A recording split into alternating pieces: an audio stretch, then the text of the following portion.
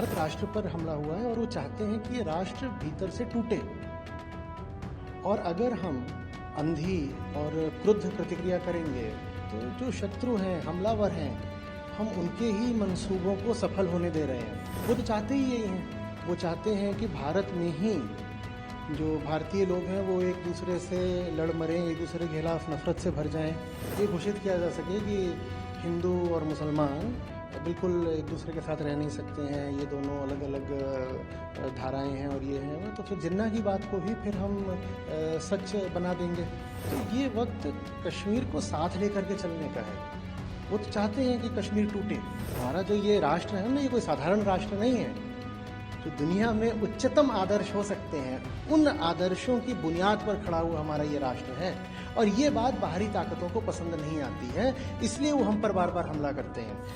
पहलगाम आतंकी हमले को लेकर आचार्य प्रशांत लगातार बयान देते रहते हैं। फिलहाल आचार्य प्रशांत ने पहलगाम आतंकी हमले पर बोलते हुए कहा कि वो घोषित करना चाहते हैं कि हिंदू मुस्लिम एक दूसरे के साथ नहीं रह सकते। वे चाहते हैं कि कश्मीर टूटे। आगे इस वीडियो में सुनिए कि पहलगाम आतंकी हमले को लेकर आचार्य प्रशांत ने क्या कुछ कहा है। जो हुआ है उसका निशाना क्या है, ये हमें समझना पड़ेगा। ये हमला भारत राष्ट्र पर हुआ है, ठीक है। ये हमला सिर्फ हिंदुओं पर नहीं है, ये भारत राष्ट्र पर हमला है। और भारत राष्ट्र को हमें उतना ही सम्मान देना चाहिए जितना किसी देवालय को दिया जाता है। और इस देवालय का जो ग्रंथ भी है भारत राष्ट्र का, वो संविधान है जिसमें धर्म और दर्शन के सबसे ऊंचे मूल्य समाहित हैं। भारत राष्ट्र पर हमला हुआ है और वो चाहते हैं कि ये राष्ट्र भीतर से टूटे। और अगर हम अंधी और क्रुद्ध प्रतिक्रिया करेंगे तो जो शत्रु हैं, हमलावर हैं, हम उनके ही मंसूबों को सफल होने दे रहे हैं।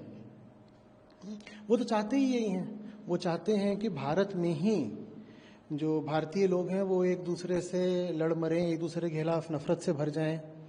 पिछले 50 साल से ये जो हमले करे जा रहे हैं, उनका कहीं ना कहीं उद्देश्य ये है कि जो 2 नेशन थ्योरी है उसको सफल घोषित किया जा सके। ये घोषित किया जा सके कि हिंदू और मुसलमान बिल्कुल एक दूसरे के साथ रह नहीं सकते हैं, ये दोनों अलग अलग धाराएं हैं और ये हैं। तो फिर जिन्ना की बात को भी फिर हम सच बना देंगे।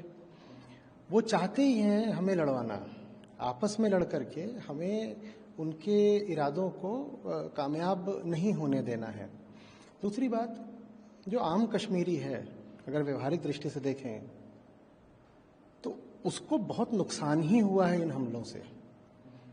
लोगों ने गाड़ियों के लिए, टैक्सियों के लिए, होटलों के लिए लोन ले रखे हैं। पर्यटन से इन्हीं सब चीज़ों का संबंध होता है। अब वो लोन कैसे चुकाएंगे? कश्मीर की अर्थव्यवस्था की तो सीधे रीढ़ पर प्रहार किया गया है। तो ये वक्त कश्मीर को साथ लेकर के चलने का है। वो तो चाहते हैं कि कश्मीर टूटे। उनकी तो पूरी, अभी बोला था वहां पे ना उनके जनरल ने कि Kashmir is our jugular vein, शहरग। तो वो तो चाहते हैं कि कश्मीर टूटे। नहीं नहीं नहीं, हमें पूरे भारत राष्ट्र का ख्याल रखना है। हमें वही नहीं कर देना है जैसी प्रतिक्रिया वो हमसे करवाना चाहते हैं। और कोई भी प्रतिक्रिया जो बिना सोचे समझे करी जाती है, बस तैश में, आवेग में या घृणा में करी जाती है, वो कभी भी शुभ नहीं होती है। तो एक राष्ट्र की तरह जो हमारे पुराने सनातन उच्चतम आदर्श हैं, उनको साथ लेकर के कुरुक्षेत्र में जैसे श्री कृष्ण को सारथी बना करके फिर हमें संघर्ष करना है। संघर्ष हमें जरूर करना है, पर अंदर ही अंदर अगर हमें फूट पड़ गई तो हम बाहर वाले से क्या संघर्ष करेंगे? अगर हम में अंदर ही फूट पड़ गई तो हम बाहर वाले से कैसे जाकर के लड़ पाएंगे? और बाहर वाला चाहता ही यही है कि भीतर फूट पड़ जाए। तो वो हमें नहीं होने देना है।